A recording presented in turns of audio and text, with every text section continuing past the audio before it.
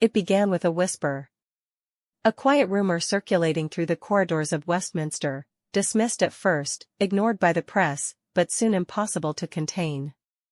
Keir Starmer, Labour leader and current Prime Minister of the United Kingdom, is allegedly pushing forward a sweeping migrant amnesty plan that could change the course of British politics for decades. According to leaked documents and insider testimony, Starmer's government has begun drafting a policy that would grant legal residency, and eventually citizenship, to an estimated 75,000 to 100,000 undocumented migrants currently living in the UK.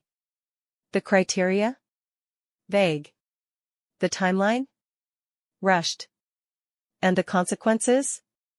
Unimaginable. Within hours of the leak, Nigel Farage, never one to miss a political firestorm, launched a furious public statement. "This is not immigration policy, it's surrender," he said on GB News. Surrender to Brussels. Surrender to illegal entry. Surrender of British sovereignty. Farage isn't alone. Members of the Conservative Party immediately demanded an emergency session in Parliament. Several even called for Starmer's resignation. But the backlash didn't stop there. Inside Starmer's own party, cracks are forming. Several Labour backbenchers have broken ranks, voicing concern not only about the policy itself, but about the way it was formed, behind closed doors, with alleged coordination from EU advisers and pressure groups operating out of London. These MPs argue this is not what Labour voters wanted, and not what the British people deserve. Meanwhile, outside the House of Commons, scenes of protest erupted across the capital. Thousands took to the streets waving Union Jacks and carrying signs that read, "This is not democracy and we voted for Brexit, not open borders." From Birmingham to Brighton, the anger is real, and growing. According to sources inside the Home Office, multiple senior officials were not consulted on the amnesty draft, and some were reportedly preparing to resign. One civil servant, speaking anonymously, said, "This is policy-making by panic.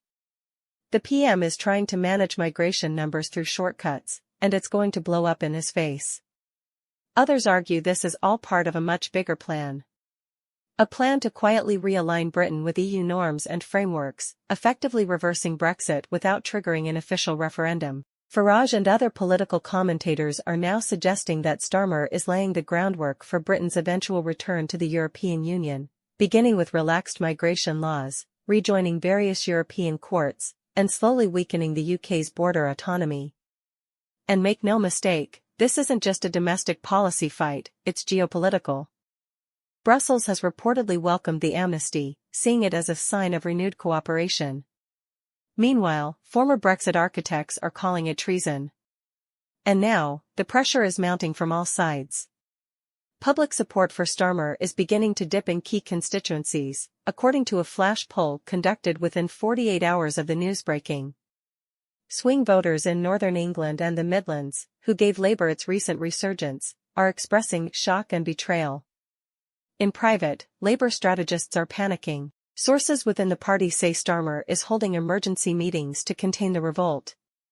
One high-ranking MP is reportedly drafting a resignation letter if the Prime Minister refuses to consult Parliament before advancing the plan. Tory MPs are also sensing an opportunity. They've launched a full-scale media campaign branding Starmer as soft on borders and out of touch with working-class Britain.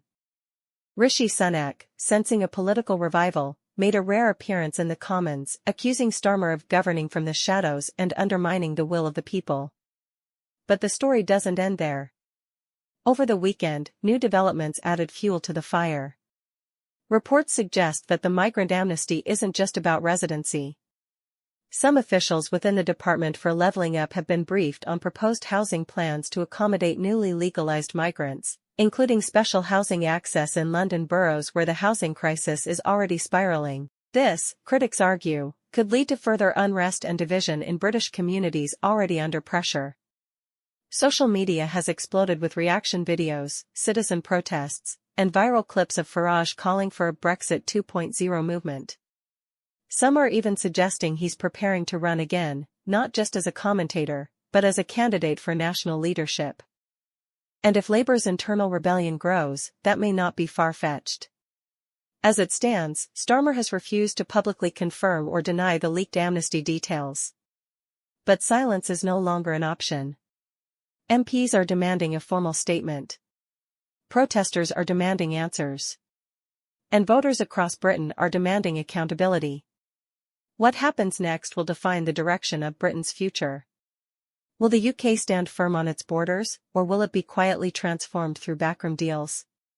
Will Starmer survive this storm, or will he be remembered as the Prime Minister who triggered Labour's collapse? And most importantly, will the people be given a voice before policies that affect their communities and their sovereignty are implemented?